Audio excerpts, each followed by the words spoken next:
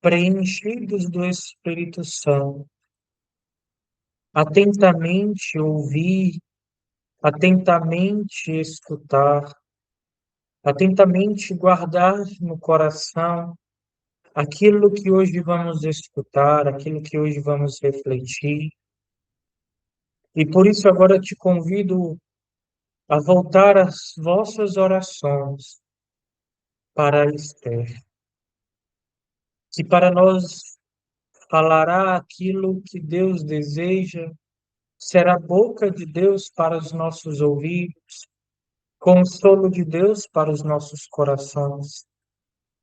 Que o Espírito Santo, este mesmo Espírito que conduz a igreja, possa hoje conduzir a Esther no seu falar, nos seus gestos, a fim de que cada palavra possa servir como verdadeira restauração para nós, que somos membros deste carisma. E rezando esta Ave Maria, suplicamos à Virgem Santíssima, que com o seu manto poderoso possa assegurar, proteger, livrar a Esther de todo o mal, não só agora neste momento de pregação, mas durante toda a sua vida. Ave Maria, cheia de graça, o Senhor é convosco. Bendita sois vós entre as mulheres, bendito é o fruto do vosso ventre, Jesus. Santa Maria, Mãe de Deus, rogai por nós, pecadores, agora e na hora de nossa morte. Amém. Nossa Senhora da Esperança, rogai.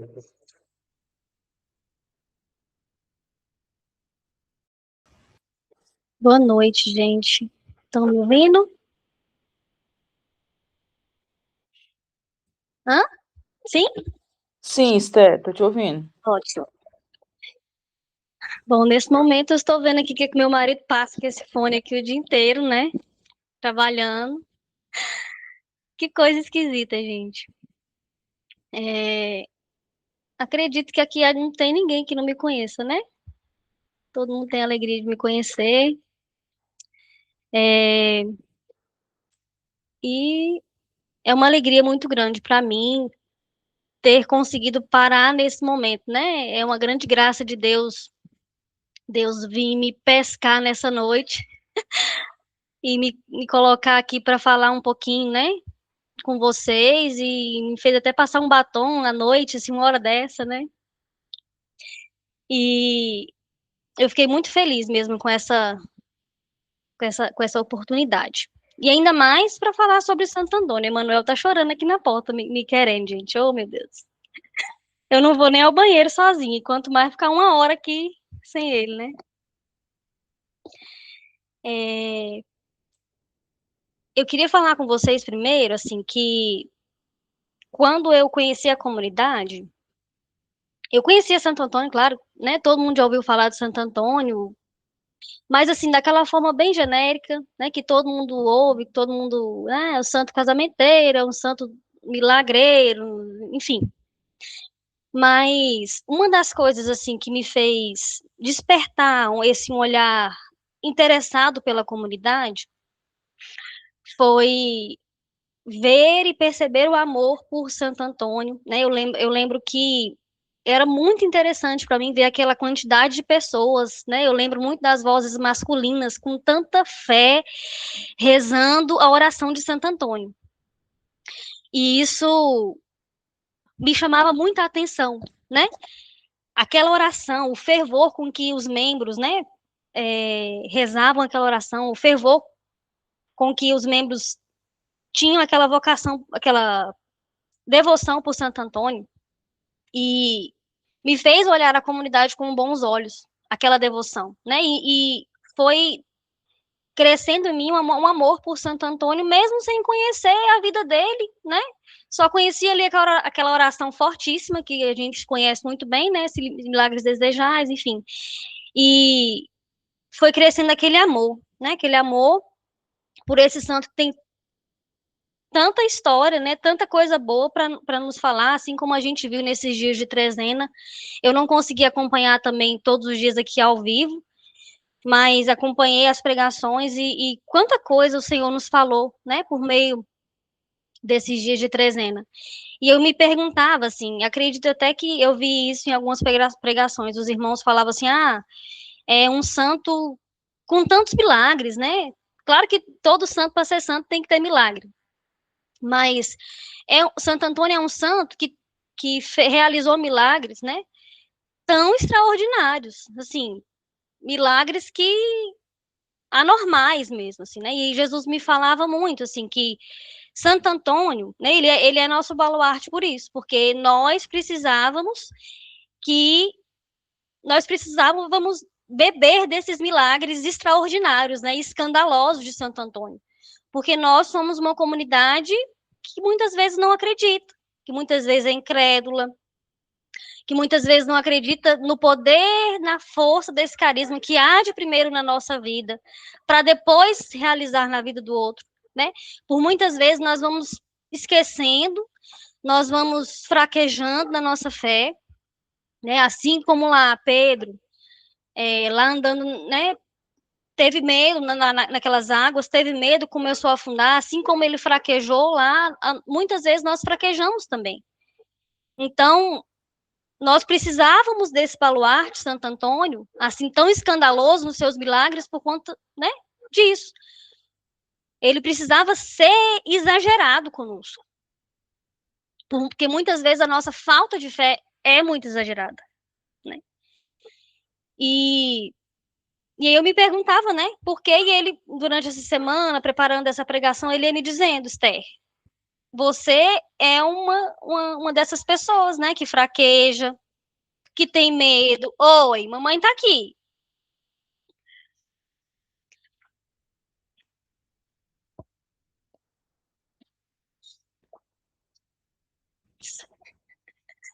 Olá, fala boa noite pra todo mundo. É lá, ó, é lá. Vai lá, o papai tá chamando você. Vai. Eu sou perfeita. Eu tô nesse cenário maravilhoso aqui no fundo, que o Acaso colocou aqui, porque eu não espero nada menos do meu andar lá de cima, tem que ser uma decoração nesse nível aqui, que eu tô gostando. E aí, né, depois que Deus foi me dizendo de todas essas coisas, da minha pequenez, da minha fé, né, da minha incredulidade, no meu carisma, de que eu posso, que eu consigo ser exemplo, de que o carisma é possível que ele haja em mim, mesmo depois de tanto tempo de comunidade, né? Quantas vezes eu me pego pensando, né, será, Senhor, que eu ainda deixo que o carisma haja em mim? Será que eu ainda alcanço pessoas? Será que o meu exemplo ainda alcança pessoas, né? Mesmo depois de tantos anos? E, e Jesus vem me dizer que não, né? Que muitas vezes não, porque eu sou incrédula, né? Porque muitas vezes eu me deixo afundar como Pedro fez, né? E Jesus me falava, inclusive, muito da nossa sede, né? De como a gente não acredita, né? Por mais que a gente peça, a gente faz ações, né? Muitas vezes lá no fundo a gente não crê, a gente não acredita que sim, que é possível que a gente tenha uma sede um dia, né? E como foi ruim quando Jesus me disse, né? Essa questão da sede, que é uma coisa tão cara para nós, tão importante, que a gente deseja tanto, né? E que muitas vezes a gente não acredita que é possível, que a gente é capaz de alcançar, pela graça de Deus, claro, né? Hoje, nós fomos convidados, né? Nós vamos meditar sobre o milagre, como o Renan falava na oração,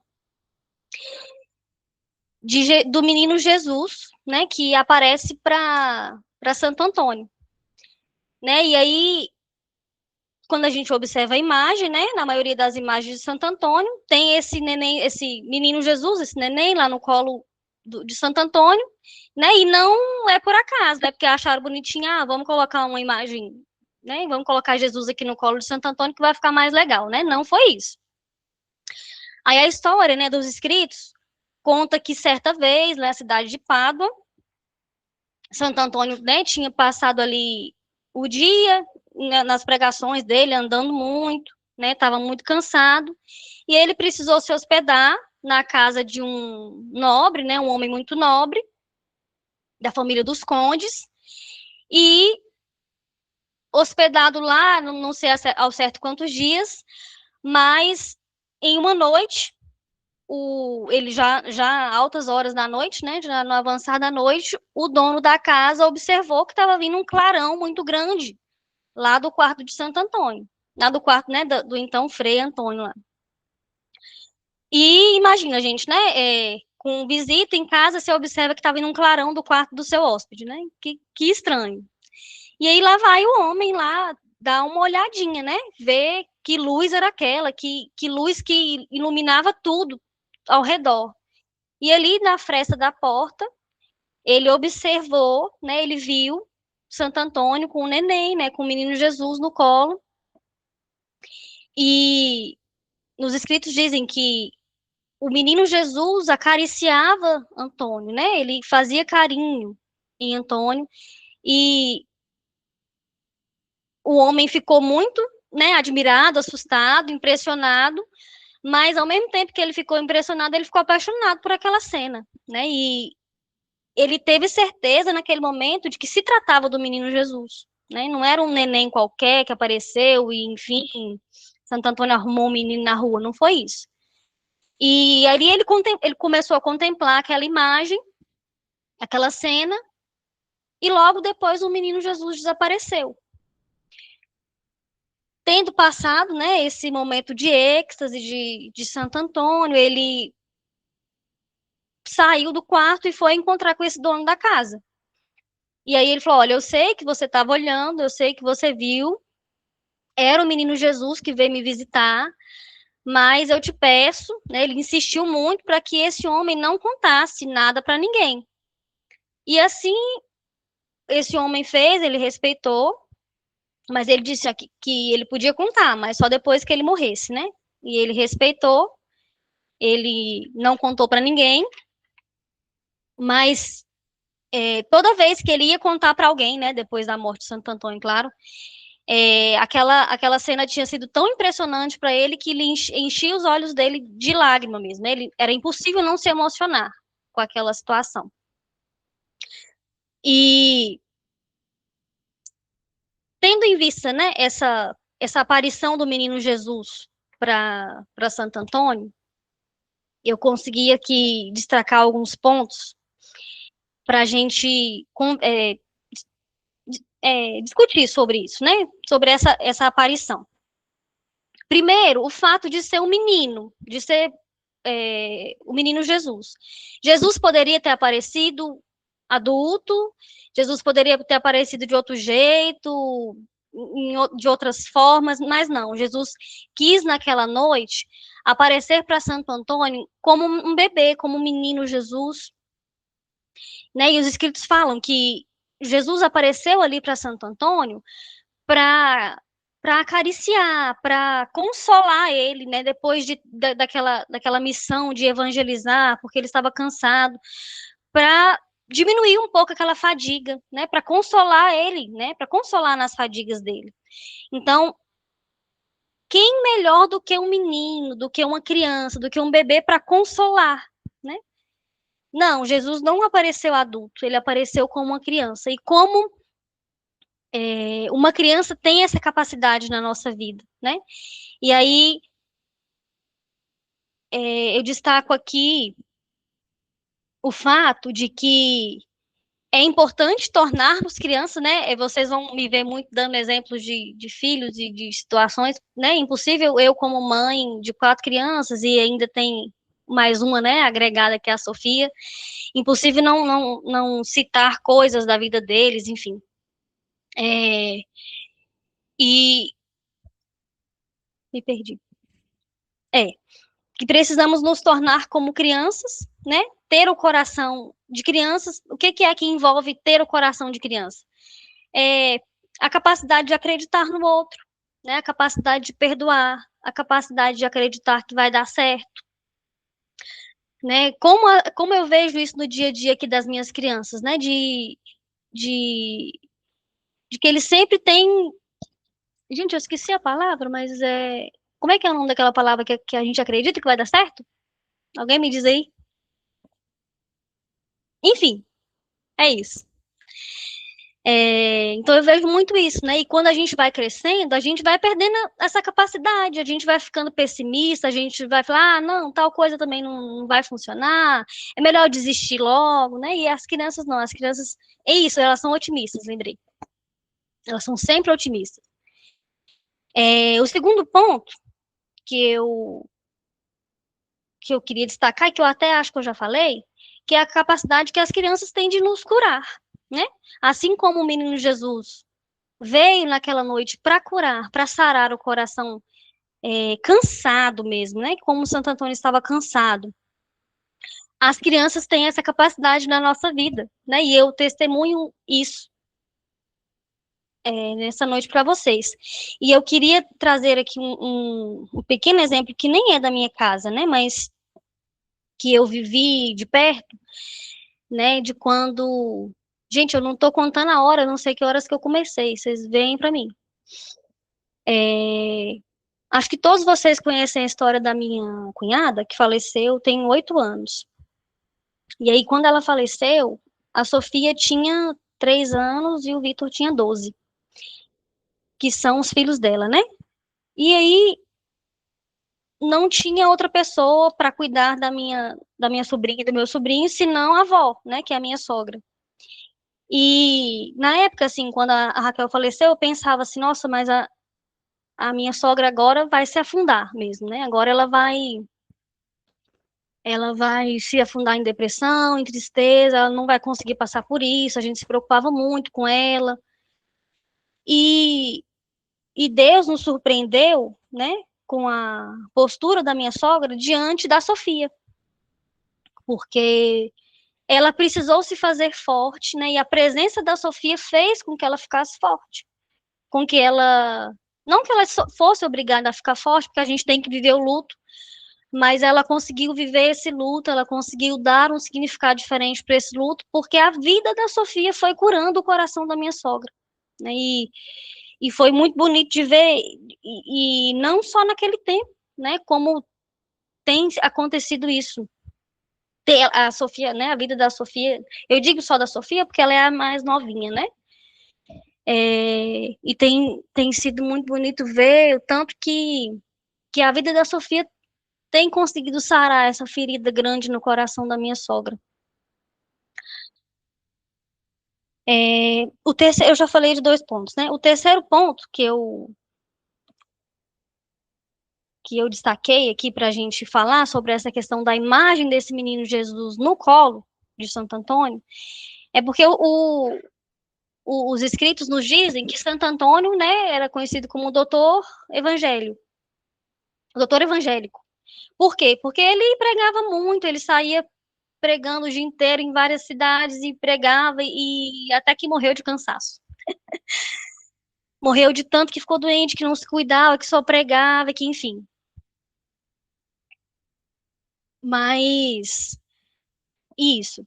E aí, a imagem de Santo Antônio no colo de Jesus nos vem mostrar Jesus vivo, né? Jesus que é palavra viva.